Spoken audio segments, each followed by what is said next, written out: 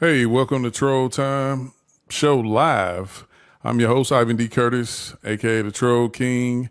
And of course, as usual, this is a show where we talk sports, movies, or anything thought provoking. Today, we'll be recapping the 2025 NCAA Women's National Championship game between UConn and South Carolina. Typically, I do this show with myself, A. Willie, and Andrea Richmond. But today I got Cassie Chantel back with me again. Cassie, what's going on with you? Yo, what's going on, cuz? Thank you for having me. I'm still in shock, man. My bracket was Gamecock all the way. So this is disappointing, but I'm happy for Paige. No doubt, no doubt. Now I'm gonna set the table, and then I'm gonna let you eat. The UConn defeated South Carolina 82-59. Dzifa was named the most outstanding player of the tournament. She finished with 24 points, 5 rebounds, shot 9 for 17 from the field.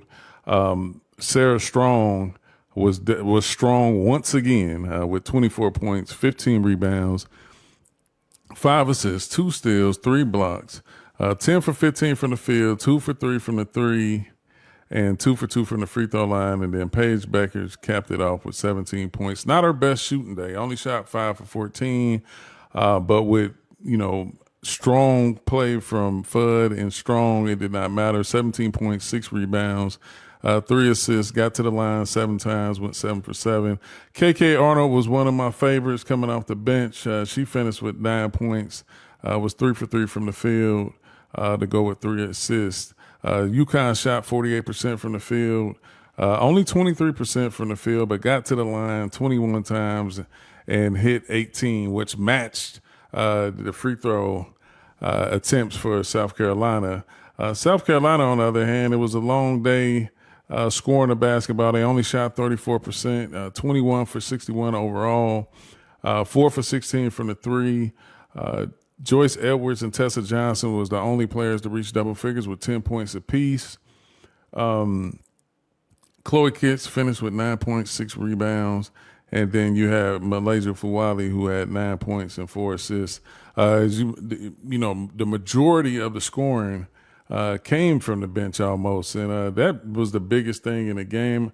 Before I pass it to you, Cassie, just my initial take, how the game started. It was a fast-paced game. I felt like that favored UConn, them having the more efficient perimeter players. I felt like it played into their hands. South Carolina typically is the half-court offensive team that likes to get it inside. They play inside, outside, and match that with just tenacious defense. And today, it just kind of they got pushed to the test, and UConn did their thing. I mean, I just felt like I said, that up tempo pace favored UConn, and they pretty much ran them out the gym. In that opening up in that third corner and so on. The game got kind of out of hand, kind of initially like the matchup in the regular season, where UConn defeated South Carolina in their own place with that same style of play. Your thoughts, Cassie, on the game? It's like UConn is known for their fast-paced play. I also think that South Carolina is known for fast pace, but in a different way. So UConn has those really good perimeter shooters, but South Carolina plays fast in a way because they're able to turn teams over at a high rate. So they get a lot of their points in transition. A lot of their points do come from the paint, and I think Sanaya Fagan struggled early on and throughout the rest of the game. She kind of got herself a little, but she just never really performed to the potential that we know that she can. I think South Carolina did a better job, especially compared to the Final Four game, with limiting their turnovers. I really don't understand the defensive game plan for South Carolina and how they intended on playing UConn. And I think that is what showed in this game, and that was ultimately the downfall, because UConn was able to really score whenever they wanted to. It just looked effortless almost to an extent with UConn. The help defense wasn't in the room with us. I don't really understand why they chose not to help. And I know a lot of NBA teams do this because everybody's athletic, and it's hard to stop one player off the dribble. But I would have liked to see more help defense from South Carolina. It's like once UConn turned the corner, they pretty much had an opening, and help was either slow or it just never came. And I don't think that they're a team that can do that. If anybody watched my game plan that I made for USC to beat UConn, I felt like they should have doubled in situations, and I just didn't see a lot of variety in the defense, and they just couldn't stop AZ Fudd. And also, AZ did her thing defensively, and those steals that she got, I think she only had 2 steals, but they were big steals, and they came off of Malaysia Fawali, which I think that impacted Malaysia's confidence, and I think that she's usually that spark, and she never really showed up. I mean, she did better in the second half. She was able to bounce back a little bit. And then that gets me on my rant about Malaysia Fawali and her role on the South Carolina team and her coming off the bench in general. Even though I understand the arguments of why she should come off the bench and how she's giving them that spark off the bench, I think that she's a player that needs to start. I think that she's a player that needs time to really get in a flow, to get in her rhythm, to be impactful. And when she comes off the bench, she has to think so much, and she has to usually catch South Carolina up to what's happening, because game after game, South Carolina has had slow starts, and she's had to really pull them back. And it's hard to play in that position, even though South Carolina started off the game pretty good compared to how they have been starting. They started off pretty good offensively, and then when she came in, she got those quick turnovers, and then she kind of got snatched out the game really quick. And being snatched out that fast, it just impacts your confidence. So I have a lot of gripes with South Carolina, but I think the biggest one was their defensive strategy going into this game against UConn. I don't like what they came up with. No, I agree. And like you had mentioned, South Carolina does play an up-tempo style, but like you say, in a different nature. Defensively is where I thought it was going to pose some problems, because Sarah Strong, like, she can give it to you however she wants. Like, and I think that was always going to be the issue of like, how do they first of all, how do they defend her? Because with Kitts and Fagans, that's more of a dual big lineup. I wouldn't say probably the most defensive presence that you want to have when you're facing somebody like Strong, because she can put her on the floor. I think she's very deceptive. I've seen a lot of people comparing her kind of to like Joker in stature. I mean, it does not blazing quick or fast, but can get to her spots anytime she makes a decision to do so. And then she's not shy of catching it on the perimeter and putting it up. I mean, and that was the scary part with her. She was 2 for 3. She shoots efficient. But anytime you leave her open, she doesn't hesitate to put it up. And then even with Paige, like, it's so funny with Paige and AZ Fudd, because they don't woo you by their athleticism. Like, they just literally, it's all technique. It's mostly technique and skill. And you would have thought that South Carolina would have had, enough athleticism on defense to cause problems like that. But to me, just in general, it just seemed like UConn wanted it more straight out the gate. Even though it was a back and forth game early, UConn just looked like it was just due. I mean, if Gino, like he had mentioned in the presser, he said, I didn't need another one of these, but the girls, they want one for them. Not saying that, I mean, it's his 12th national title, and it just I don't know, man. It's crazy. I've been like this since I was a kid. I go into a game, I root for a team, and even when the team that I wanted to win starts winning, and then like they just start blowing them out, I kind of feel bad for the team that's getting hammered. Like, but it just goes to show you, man. I mean, you got to play the game. I know a lot of people didn't catch the regular season game when UConn played South Carolina, but it almost seemed like no different. It was it was identical. And hats off to UConn, South Carolina. Now, what I did want to mention, when we talk about Tessa Johnson and Fuwali coming off the bench, them combined shooting from the field, they were 6 for 13, while Raven Johnson and Pow Pow, they was just 2 for 13, and then Bree Hall was just 1 for 3, and not to jump the gun, I mean, because we'll probably get to this later on down the line before we wrap up, but it gives you hope with South Carolina, because I think with them being Joyce Edwards, Tessa Johnson, and Fuwali being full-time starters, it creates a whole different team from the jump. Like you say, South Carolina is known for getting out to slow starts offensively, and then you look up and down the line. It's tough when you playing against a team that's firing on all cylinders as UConn was. I want to ask you. I seen Don Staley. I don't know, like she was like real. She was real triggered. Hitting her head and real animated with the officials and stuff like that. Did you think that even her, she kind of got out of her norm, and that has something to do with just the whole collapse of South Carolina in this game?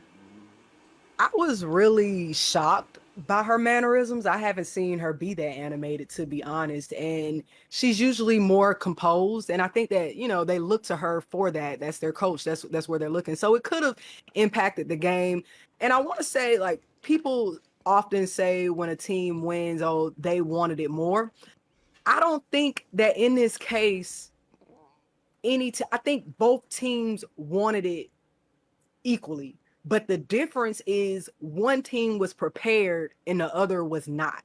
And when I look at UConn and when I listen to UConn in the Final Four game, like after the game, when I listen to Paige talk in her interview, it's just they were so dialed in and locked in, and you can tell that they were prepared.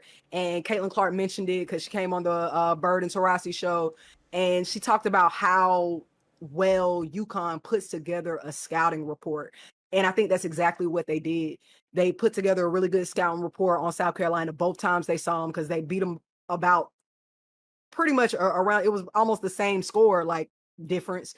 So they put together a really good scouting report. So they were prepared, and South Carolina was not. And when you're not prepared and you go into things, you're going to lose your composure and you're going to collapse like that because you just weren't prepared for what's happening. Why they weren't prepared, I really don't understand it. And I'm still, because even when I look at like how they moved on offense, it's like they were jumbled. Like the paint was jumbled. The spacing was off for South Carolina. And I just don't understand what happened. I know that their offense isn't like super complex. They work inside out. They don't really have a lot of scores, but I think they only had like 24 paint points. It's like when they were driving to the basket, there was little movement. So they were on top of each other often. You saw like the screens not going going the way that they should have gone. It was just like they were unprepared. And I think that was really the difference. I don't know what happened. I'm still scratching my head. I'm trying to figure it out because I love the program and I love what they do. So it was very interesting to see them in this moment. No, I agree. I mean, it was, I know, I hate to get into the officiating part of the game because you've even said it in your videos. It's always been my philosophy is that you're going to hurt your team. And when I say you, I mean players and coaches. You're going to hurt your teams way more than the officials. Like whether it's missing free throws, whether it's missing layups, whether it's blowing defensive assignments, whether it's not making, good substitutions and everything that the game entails, you're more likely to make more mistakes than the officials. Now, the timing in situations with officials, okay, I get it. That can pose an argument. But at the end of the day, you're more capable of doing harm to your team way more than the officials. But she looked agitated with the officials from time to time. And I know aesthetically that's not a good look. Me personally, I don't care about that shit because you're gonna. I tell people all the time in competition, you're gonna show emotion that you typically may not show when you just being casual and doing anything else outside of the sport. But emotion is part of the game. I mean, me personally, it's almost it's a non-winning situation because when you don't show any emotion, people think you don't care, and then when you do show emotion, it's like, oh man, like they need to show some restraint and all this and all that. So it becomes one of those things where it's a hard case to win. But of course, I had the luxury of watching Dawn play as a player. She was the same way as a player as she is as a coach. I mean, and she by far as putting together way more talent than she ever played with. I mean, because she was carrying her Virginia teams back to the championship only to get stomped and, and things of that nature. But that's why I'm saying it was unusual to see, but I get it. Like, it's a part of the game, and it's a big reason why I tune in outside of everything that just happens to do with hoop. But it was just tough to watch. I mean, I think, just I felt like this was Gino's best job, like, because when you look at the roster, it's only 3 names that jump out at you, and most of it coming into this season, people knew what Fudd was capable of, but you didn't know if she was going to be back. And I think when you start looking down the roster, this didn't jump out at you as initially as a championship team, unless you're a part of UConn Nation. I mean, that's the way you're supposed to think. But I'm just saying, for us fans, even in this game, they play almost everybody, but the production doesn't come from almost everybody. Most of the time, they're getting production out of 6, 7 players, 8 on a great night, which is tonight was a great night. You had other players like Ice Brady, Aubrey Griffin, like these players. Some of these checked in later in the game, but Ice Brady played 13 minutes. Only stat she had was a turnover and 2 fouls. But I guarantee she played max effort, and that's the type of production that you typically get from players who not on the scouting report. And that's basically what I'm saying. Like, it was a lot of teams in this tournament that wasn't deep at South Carolina. And often that would be the reason why they folded, because of lack of depth. But UConn, when obviously Sarah Strong is not real, because I mean, I just was saying to my homeboys when I was watching the game with, she could be on the Stewie run, like easily. Like I could see, because where is the ceiling for Sarah Strong when you play like this out the gate? Like, she never looked like a freshman, none, the entire season. And even I think, you know what that is? Say that again. You know what that is? What's that? It's because she played in the Euro League. In the Euro League, the European style of play is the future of basketball. That's why when you compared her to Jokic, I was like, yeah, because that's what happens. No, but without a doubt. And then saying that, I think one of her games where people probably would say that she didn't play up to par, she still had like 11 points, 11 rebounds, and 5 assists. Like, her shot just wasn't falling that night. And it's a scary thing. But I will say this, though. A lot of people is going to take this time to bash South Carolina. And I'm not going to do that, because first of all, if we being real, it's hard to get back to it's hard to get to the national championship in general, but to consistently keep doing it is harder. And hats is still off to South Carolina. Win or lose, you make it to the national championship. Of course, everybody wants to win, but only one team is going to win. And I say that to kind of step away from Strong for a second. Joyce Edwards playing full time is going to be a problem. If she can, because her and Sarah Strong, they play similar games, except I think Sarah Strong is better on the perimeter. But I say that because I'm only going by visual proof. Joyce Edwards wasn't put in a situation I think, to fully display her game as much as Sarah Strong. And the minutes prove that. Joyce Edwards is playing, 25 minutes on a good night. Sarah Strong, like tonight, she played 37 minutes. So, like, and they up big. yeah, it was a point in the game because I'm like, man, they up 29 and they still pressing, still got starters in. Hey, and the crazy thing is, I'm so sick of this, but I'm poking at it. It's like people talk about stat patterns. Like, if you in the game, your job is to play. It's up to the coach whether or not you even in that situation to put up numbers. But if you out there, you got to play. It ain't like the player making the decision to stay out there and continuing to do what they do. It's up to the coach. So, yeah, you're right. She played 37 minutes. Fudd and Beckers played 38.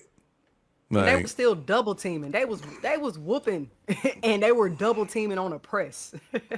Yeah, that's when I knew, like, oh, this was on some statement type shit. Like I said, because and I don't like to get into like the assumption of things like that. But I do know, you coach the game, I've coached the game. Coaches are just as competitive as players. They Absolutely. if not more, because we don't have the control. Only thing we can do is hope that we prepared, players enough to be ready. But our hands is tied once the game starts. We'll never score another bucket. We'll never hit another jump shot or anything. But I do feel like in that moment, he's like, y'all must have forgot. Like, hey, this, it's been a while, but I'm still that guy. Like, everybody at the end of the day, when they done coaching, you still chasing Gino. Like, and I mean, the numbers speak for itself. And I say all that to say this, I think during the course of the game, they put up the most national titles by a head coach. Of course, you got Gino with 12, Pat with 8, Kim with 4, Don with 4, and Tara Vanderveer, which is I grew up watching when she was winning national titles with Stanford. She has 3. 3? Okay. Yeah. So even with this being it's still a Don era. Like, I mean, I'm not getting that twisted. Like, it's still the era of Don. But even with saying that, it's so crazy because Monkey still has more titles. Pat has 8. Like, it's still a long way to go, even though, and see that a lot of times the recency bias a blow all that out the window. Like, you won't even think nothing about it until, you see the numbers and you see the stats and stuff like that. But I guess I just want to ask you, hearing those numbers, who does Don catch by the time she's said and done that? Of course, I think the Monkey is easy, but the Monkey is loading up down there at LSU. I think eventually she going to be due again. But I just want to ask you, like, hearing that list, who can you see? Where do you see Don ending in that list of coaches with the most national titles? I think that she could get somewhere around Pat Summitt's number, like maybe like a 7 or 8. Who knows, really? It's just like, because me personally, I think there's some coaches that are up and coming that are gonna be chasing Don like soon. Like, I think what Tennessee is doing, they could Kim Caldwell could be catching Kim and Don. So I don't know. I say maybe somewhere around Pat Summitt's number, but everything is becoming more and more competitive. Athletes are becoming better and better with every class. So who knows, really? I know that the coaches care about like those numbers and everything. I personally don't really get caught up in that. I root for Dawn, honestly, because she's a black woman and she's coming up in this male-dominated space, this space where there's not a lot of, black coaches that are a part of those legacies in the women's game. So I root for her off the strength of the culture, just being completely transparent. But I really don't care. I like that I'm a player. I'm a player's player. I'm a coach's player, and that's really what I care about. But yeah, I think that she can end up in that Pat Summitt range. Yeah, I can see that. I mean, it's and like you say, it's a lot of good young and up and coming coaches that's going to P5 schools where they have an opportunity to recruit better, and then with the portal era, you just don't know. Exactly. You don't know where players is going from year to year. Even if show improve with the make down All Americans, they can be with you one year and they're out the door the next. So you just don't know. I think I know I made a post before this game, just hoping to see a good game. And typically, if you look at the score and you didn't watch the game, you're like, damn, like. And even if you watch the game, you're probably like, damn, like. But it's it was a good game though. It was entertainment. It was the way you wanted to see a championship game played in my eyes, like up tempo, getting up shots, threes going up, transitions going up, block shot. Like it was still an action packed game. I think the one unique part about it to me, I've like I said, I've had the honor of watching Gino since day one. Like, and I've never seen him this. He was super emotional. Like, I think Paige. It's kind of funny. Like, if you're a parent, and if you parents out there, and some of the older parents is like, you've raised kids, but like as you get older and you get to that last one, it's like they bring something out of you that the other ones didn't bring out of you. You was in a different phase of your life. You get older, you get into more your sensitive era, so to speak. And I think that's where Paige kind of hits Gino because it's modern day era. She doing a lot of things that didn't exist during the time of the other greats that he's coached and had and stuff like that. And she's, it's a Paige world, man. I mean, and I think seeing her go. I mean, and not only that, all the things that she had to endure while she was in college, and then being able to walk away a national champion to go with all the accolades. Because I mean, she damn near shattered every record, for UConn in this March Madness run and everything like that. I'll get into the numbers later when I pull them up, but just your thoughts on Paige Becker's now sealed legacy, but just the connection that it seemed like her and Gino had during this run and then watching it come to an end. Yeah, I think he said it himself. He was like, "This is like the best team that he's coached." I think he feels that special connection, and it's probably like how you said, like parents with their grandchildren. For me, like I feel like they're a little sweeter with their grandchildren than they are with their actual children. And his age, he getting up there. I think he like 70 something. So he's definitely probably more appreciative for things in this moment in his life. And I think he's taking it all in. Because listening to Sue Bird and Diana Taurasi, they can see it. And, they've been there and they've felt like he was more emotional as well. I think this cements Paige as one of the best Huskies. It's always going to be an argument as who was the best to come out of UConn, but she's definitely on that list of one of the best. Breanna Stewart said you got to win a championship to be considered the GOAT.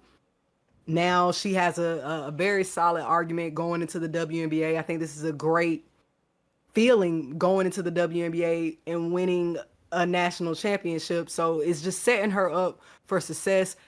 And it's also given a lot of players who have gone through injuries hope of redemption because she, like you said, went through so much, multiple injuries. It took her a while. Now she got to that place where she has that championship, and now she's going into the WNBA draft. So it's just a beautiful story. I mean, no one could have written it better. Can't wait to see I'm sure that there's going to be a movie about this eventually. I'm sure we're going to see a documentary eventually, but I just think it's just something to be really proud of if you're a UConn fan, if you're a UConn alum, and especially if you're Team Paige Beckers. No doubt, no doubt. I mean, it's crazy because I think for the sake of women's hoops, we went from WNBA championship, had a slight little layover with Unrivaled. That carried us along with the momentum of March Madness. Now we, it's getting around that time for the WNBA. And, of course, everyone is anticipating Paige Becker's going to the Dallas Wings, along with everyone else that they've acquired in the offseason. I want to ask you, how do you see Paige fitting in with that unit over there that they've assembled in Dallas? It sounds good. I don't know what it's gonna look like, to be honest. Like it's a like when you look at that roster, it's like they have some players. What it's gonna actually look like when it comes down to the scheme of things. Who's the coach now?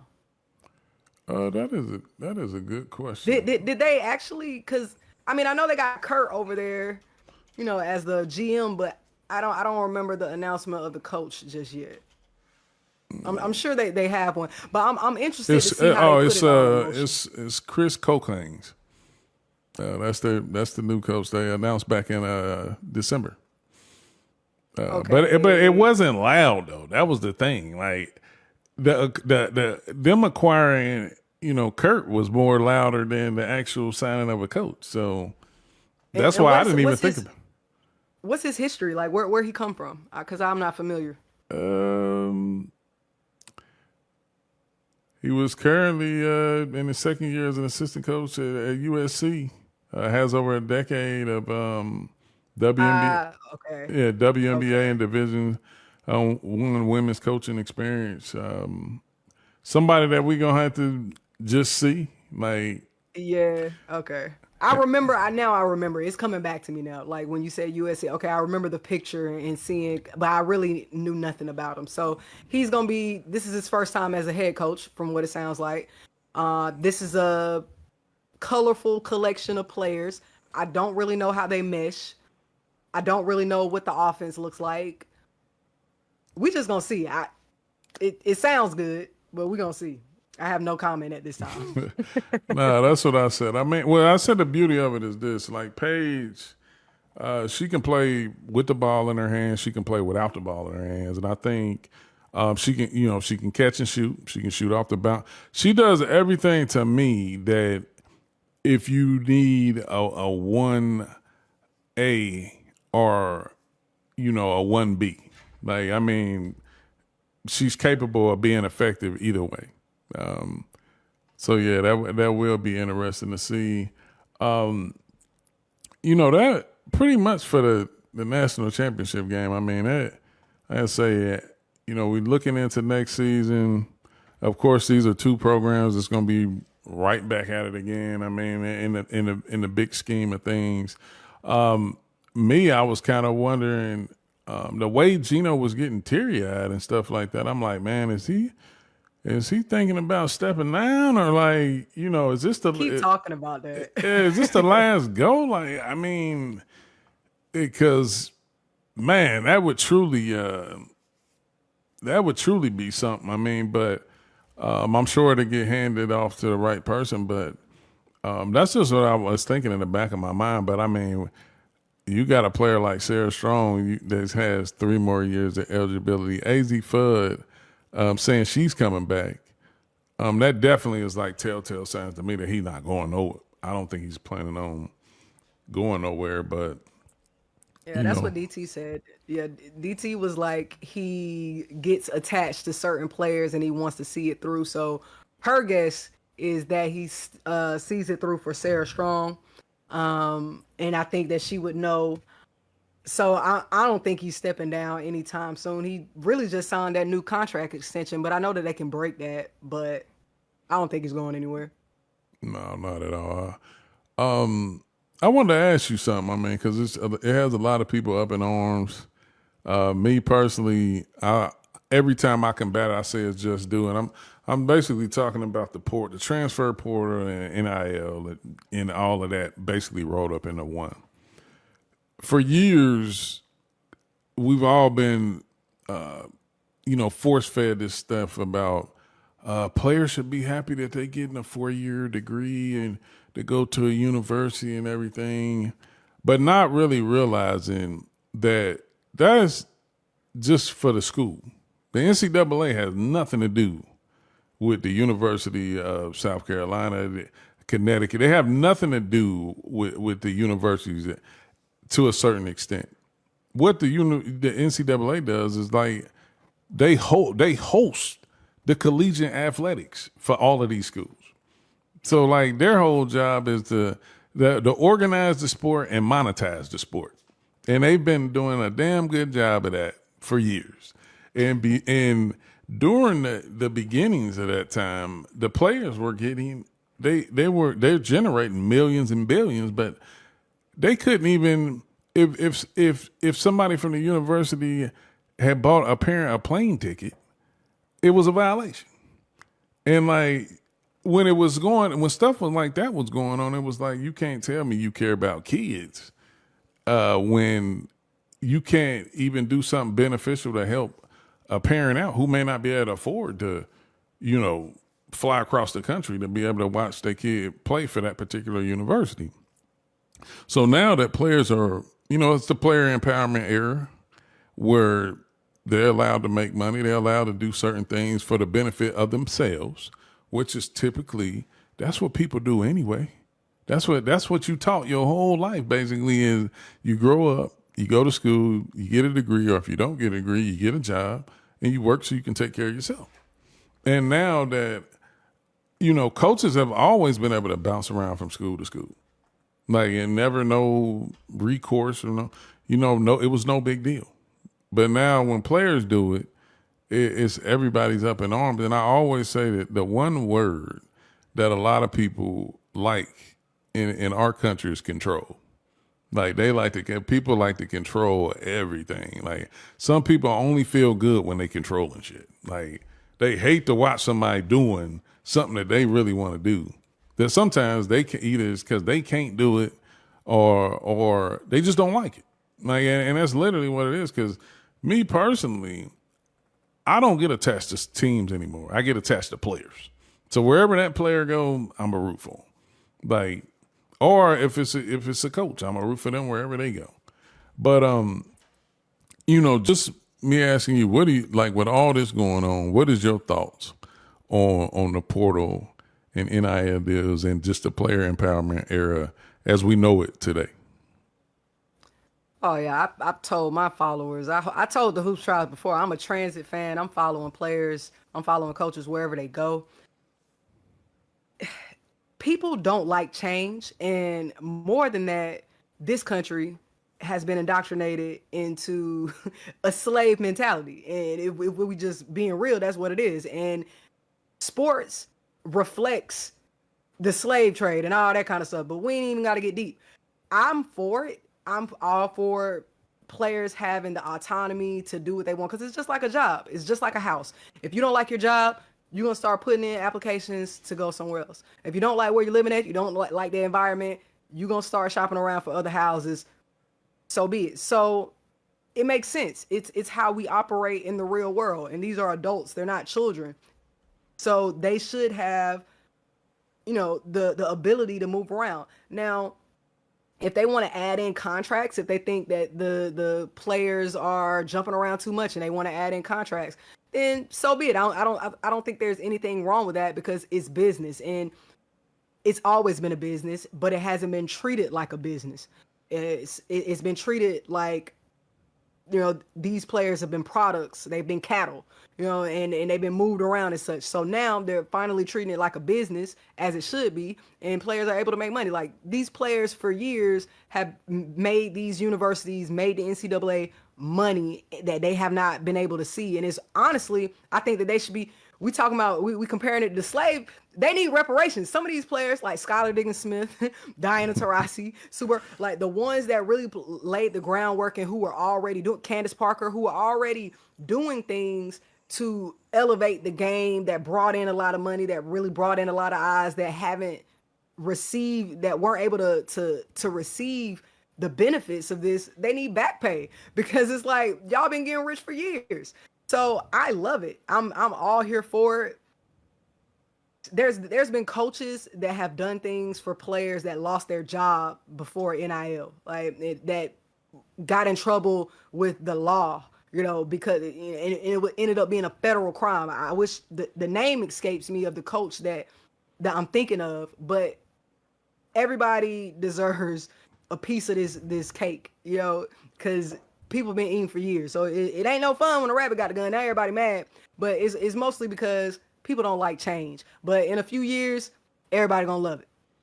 Right, right. And you said the name escaped you, but I guarantee if we, I know the realm of what you're talking about, and it's probably too many to name, because it happens all the time. But no, like I say, I mean, you've seen a lot of coaches from yesteryear stepping down. Me, I want to always take pride in getting older and maturing with the times. Like, I'm not one of those, like, now I'll say that, but in the same breath, I'm not a big fan of change all the time neither. But I do understand that change is needed, whether people like it or not. Most people, they'll be against change because it doesn't benefit them. Like, right. when they see something going, when they see the balance getting off, then now they have a problem with it. But me, I just try to adapt to the times, man. I mean, all that, back in my day, nobody wants to hear the back of my day talk, man. Like, it's like nobody, like, because at the end of the day, it don't matter. Like, I mean, watching these players now, it's funny because, like, we in the business, and I say in the business because, we do have monetized content, but trying to keep up with players is the challenge. Like, trying to keep up with teams is the challenge. Like, and it makes it, I don't know. I talked to people on some of my posts about they feel like a lot of the mid-major teams is, they're going to struggle. But in the women's game, it's kind of different because most of the players go from one P5 to another P5. They rarely grab up mid-major players. Like, it happens in some cases, more so on the men's side than it does the women. So I feel like it kind of can help that power between, the UConns, the South Carolinas, the LSUs. Now you got Texas they're going to be in a different realm now being in the SEC. Man, I don't know why anybody would go to Texas. Don't get me started over there. But just, the standard powers that's in the women's game, I think it kind of gives, like, you look at a TCU that went out and grabbed 6 players out the portal and made it to the Elite Eight. I think that can be more of a norm. Like, the dynasty eras is that's almost can become extinct to a degree because the longevity of players staying 3 to 4 years at one school is probably over with. Like, I mean, and what's crazy is now you can have a player stay at a school for 4 years, and that 5th year, they go title hunting. Like, if that's the case. Like, and I don't always like the people. I separate sports and education because, like, even in the sense where Olivia Miles is coming back, she already has 2 degrees. Like, she already did her school. She already did the school part. Most people don't even know about that. Like, because that's not what we're talking about at the majority of the day. When we're talking about these players, we're talking about what they do on the court. But in her case, like, she's already got 2 degrees. Like, now I'm trying to figure out what works best for me, like in my further my basketball career. So I kind of like it, but like I say, the challenge of keeping up with the players is tough. I'm always on it. You always on it, but I think it makes it more exciting instead of the same old. Like now, because I look at UConn. Take for example, you got Strong coming back, you got Fudd coming back, and I'm starting with the two of their best players. But they don't have a slew of McDonald Americans coming in. Like, they wasn't at the top of the list with McDonald. So it's like, it's making me think, like, who they gonna get? Like, and like today probably made it a little easier. Like, if we telling the truth, like, that, winning a national title and seeing some holes that need to be filled is like, hey, like, like I imagine in the next weeks or so we'll be hearing like people commit. Uh, Yeah, maybe Olivia Miles. I mean, she looking for a home. I don't expect her to do like, well, who knows? Because I still don't really know, her reasoning for coming back. Other than like the WNBA, like maybe wanting to hold out until they do the CBA negotiations and get more money out of her rookie contract. But it would make sense for me to go to a school that has an opportunity to win a national championship if you're going to come back for a year. And I think, they would need someone like that because, Paige is out the door. There's going to be space for her. So who knows? They could pull somebody out the portal and come back and still be in the Final Four next season. nah, no doubt. And then like you look, like you take like just talking about just mainly focusing on the two teams that played today, but you got South Carolina. I mean, obviously top of the food chain. You got Tessa probably be a starter if she's still that. I mean, I don't see anybody hitting the portal. Like South Carolina doesn't take hits that much from the portal, from people leaving or anything like that. I think you'll see a lot of the bench.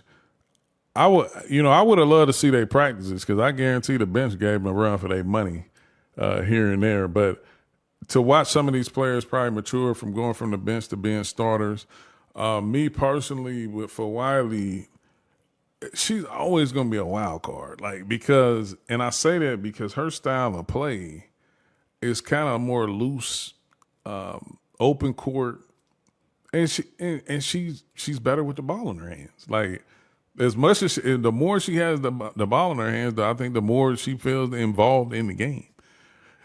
And I don't know, man. It's something telling me She's gonna like, get that at South Carolina. I don't think she's gonna get that. and I know, and that's where I'm headed. Is like she could be the only player that I can see. Like, hey, she might think about jumping in the portal, but I don't see it. It's crazy because she's with Under Armour. South Carolina is an Under Armour team. Don't know how if that ball even got to rolling between the school and for Wiley. I mean, aside from her talent, behind the scenes, but I just don't see her stomaching playing like continuing to play how they like to play. And I think today, like, really was the biggest difference in the game is this backcourt play. I think, like you had mentioned earlier, South Carolina, they've been dominant with bigs. You go all the way back from Boston to Cardosa, and even Asia. before them, Asia. Like she set the groundwork, but they have the best bigs to play the game. That come out of South Carolina, but perimeter players, have been kind of dropped off. I always thought like, where would South Carolina have been if Pow Pow never came from Oregon? Like that was my thing. And even I watched her game play. She came in and she was putting up more shots, knocking down more threes. And then as time went on, it kind of like faded away. Like it wasn't the same initial impact as when she came in. And I don't know, but like I say, when you throwing the ball inside, like I say, they play 90 style basketball. Like to me, man, and not saying that that's not effective, of course, but it's not always beneficial for guards. And then I never like you got to at least get double digit scoring from your perimeter players if you're going to play like that. Because 9 times out of 10, like Kits and Fagan, they were getting double doubles. Like they were doing what bigs are supposed to do. This wasn't characteristic out of Chloe today to go 3 for 11. Like she never shoots that bad because they're not taking a ton of perimeter shots. So They doubled her tonight. Like yeah. the scouting report was done for UConn. They doubled down on the post and they made it really difficult.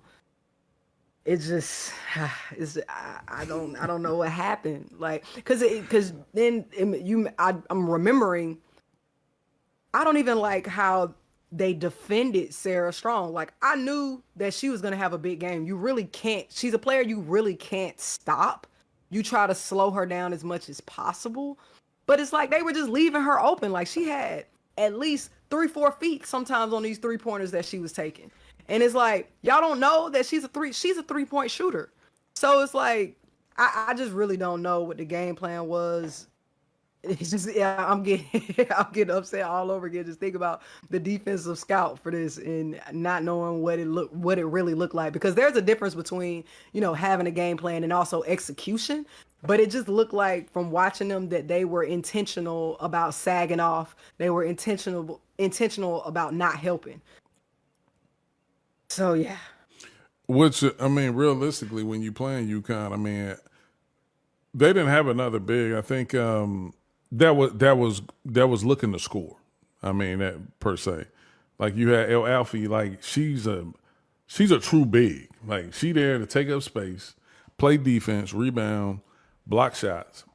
Knock you around. Yeah, that's it. Like they're not look. Of course, when they get occasional drive and dumps and stuff like that, she'll get it, put it in for two. But that's not the focus of their offense. Is to get her the ball in no type of way. She only had one shot and she was 1 for 1, and that was a layup. So like, it's one of those type things where, like I said, Chin, you would have wanted her to beat you. Like you'd have wanted her to take double-digit shots. So, yeah, I mean, it's unfortunate because, like, anybody, like, it's even people in here that coach, you can have a game plan. I remember watching our old special. He said, you can practice ABC all week, and then game time come and they do XYZ. Like, we all been there as coaches. Like, kids can make you look, players can make you look great on one end, and they can make you look like you've never coached them to do anything on the other, and that happens at any level. Nobody's exempt from it, and no matter how great you've been. I mean, and we talking about a team that went 35-4, and UConn was 37-3. Like, I mean, it's just bad time, at the right place but the wrong time. And that pretty much, what sums it up. I mean, I guess, that pretty much do it for the national championship game recap. I mean, that's pretty much all we came in here to talk about. I mean, Cassie, like I said, love what you doing. Keep it up. I'm always looking to get down with you, talk about anything. It's almost our time to shine even bigger. With the WNBA coming up, I had been on the countdown. I got off a little bit because I'm kind of anticipating, that season. But yeah, we're a little over 30 days, I think, at this point. Yeah, that's what I was waiting on. Almost right at The last time I did the countdown, it was like I was starting at 60. But WNBA opens up May 16th. I plan to be still doing the same thing. Going live, having the show. Hopefully, I can get Cassie on here, or I can hop on the platform with her. She's doing a lot of things and stuff like that. But just love to talk hoops or talk anything. Cassie, you got anything you want to say before you get out of here? Y'all stay on it for the recap. I definitely got to do a full in-depth recap breakdown of the game, what went wrong with South Carolina. So be watching out on my page for that, on my pages for that. I'm on Facebook, Instagram, TikTok, all the good stuff as Cassie Chantel. I appreciate you having me. I'm definitely going to be hopping on here more so we can talk hoops. Nah, I love that. I love that. I mean, for me, like my partner said, the draft is in 10 days or something like that? Yeah. So we definitely be anticipating that. I think this year draft class is underrated. I think it's a lot of players that people get caught up in drafts looking for starters and looking for 1A players, but I think it's going to be a lot of bench players that's going to have a great opportunity to make a roster and work themselves in. With the new teams, Valkyries, opening up and different things like that, and having more teams. Toronto and Portland on the way. The drafts are going to start to become way more important than they have in the previous seasons. But Just a quick shout out to people that I see. Krista, my old classmate, she's in here. My homeboy still in here. Aunt Jean, Cass, she stopped by. If she's not in here, she was in here earlier. Coach Free, my brother Arthur Clark was in here. Appreciate y'all for stopping through. Cassie, we'll be doing some more things together, but everybody just stay tuned in. I'm gonna start dropping some different content in between time. I was just waiting for the NCAA tournament to end. I'm primarily on Facebook, Ivan D. Curtis, aka the Troll King. So just stay tapped in, and as usual, whether I'm doing the show or whether I'm on Facebook, I'm here to laugh, troll, talk sports, movies, and joke around. So just make sure y'all stay tuned in. Catch us on the next episode.